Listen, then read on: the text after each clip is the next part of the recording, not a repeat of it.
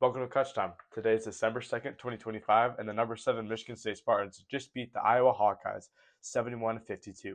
The Spartans handed Iowa their first loss of the season while getting their first of many Big Ten wins to come. They won thanks to a complete domination on the defensive end.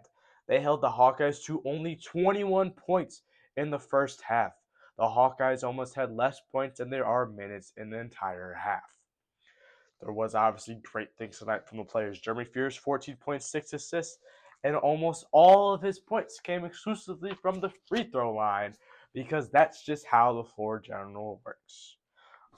Jeremy Fears, that's just how he plays. He's going to get to the free throw line and he's going to bait the other players into foul trouble, and it worked great tonight. The number 7, number 6 on the team, even the best player, number 14, all got into foul trouble in this game because of Jeremy Fears, basically, and that really helped us. That hurt their offense a ton and helped us get such a huge win on them. And it was a big reason why.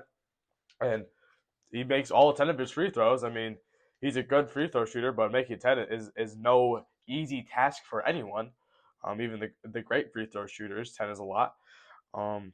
So Fears is that's just how he works. He's going to get a lot of his points at the free throw line.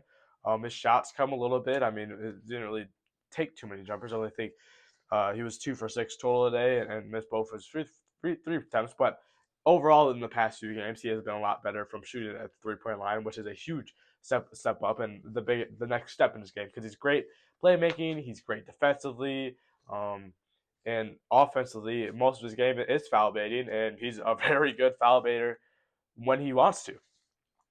Cohen Carr, a great game, 15 points, 5 rebounds, and 5 for 5 from free throw, which is really good to see from him. I mean, he's obviously working on the shot. He's working on 3-pointers, working on mid range, and the free throws is the most important shot for him to start knocking down. Just because he's a driver, so he's going to get fouled a lot, especially on big attempts. Because the only way really to stop Cohen Carr is to foul him, and so he's going to go to the line a lot. And I don't think 5 for 5 is good for him. 4 for 5 would be good for him. To just if we can have him shoot 70-75%, that would be really good and help his game a ton. Jackson Kohler, 12 points, 11 rebounds, had an easy double. Then it really struggled on the rebounding end. Points were iffy for him. He missed a couple that he should have had, maybe attempted a couple that he shouldn't have. But it's Kohler. He's going to get his points. He's going to get his rebounds. He's a dog. And he's never just going to hurt the impact on the floor just because of how much he does and how much pressure he can gain, even from the 3-point line, because he is a respected 3-point shooter for a big man in the Big Ten. And Jordan Scott, probably one of his better games the whole season, maybe today or the Arkansas game early on. 6 points, 5 rebounds, and made a 3-pointer. He has struggled with his shot. Earlier this season, I think it was a 3-game streak where he didn't make a single field goal. But today was also, I think, his second most minutes played in a game, second to the Arkansas game. A couple of some injuries and some interesting rotation decisions that have been made by Izzo. But that helped Jordan Scott, and he got more minutes and just getting more confidence. I mean, he's only a freshman. It's only his 8th game in his NCAA career, so he has a lot of room to grow, and he showed it tonight that he has the potential to be a good part of this team, even a solid rotation player for the season. And that was obviously bad tonight. 3 for 12 from 3. Michigan State 3-point is weird. Sometimes it's kind of like we're going to shoot 30% or we're going to shoot 25%, and there's very little in between. So we're hitting or we're not. And today we weren't. Kurt Tang didn't make any. The main missers were Jackson Kohler, who missed 2, Jeremy Fears missed 2, Cohen Carr and Nevine missed their only ones, and we just don't really shoot that many. I mean, only attempted 12, which is nothing in today's offensive schemes that are like to be ran by teams. But we only made 3. I'm not too surprised. We won the game, so ultimately it didn't matter today. But against a good team like the next opponent, which was just Duke, we will have to shoot better. Cam Ward also seemingly has a minor hand injury.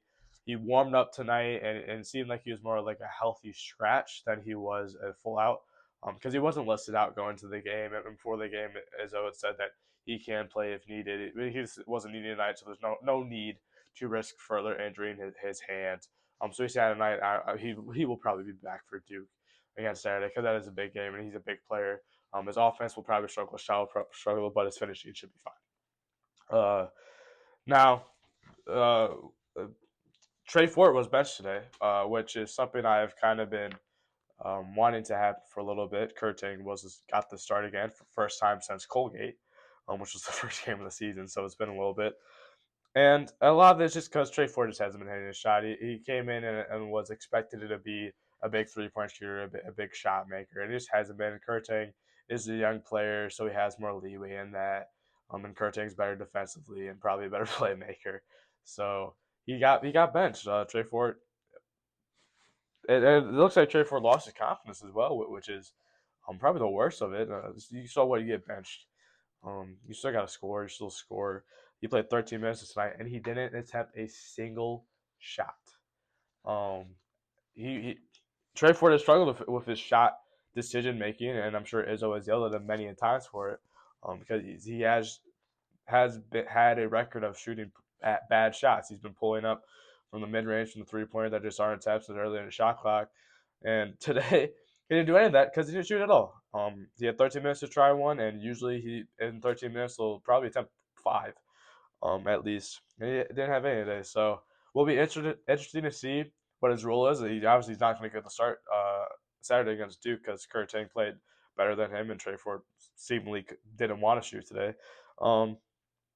So Kurting is going to get a lot more minutes than going forward, and Trey Ford is role is decreased right now until he gets his confidence back and a shot back. Next game is Saturday. It's easily the biggest game in this early part of the season before the Big Ten play really gets started. And it's against number 4 Duke Blue Devils. It's a 12 o'clock game, so it is early.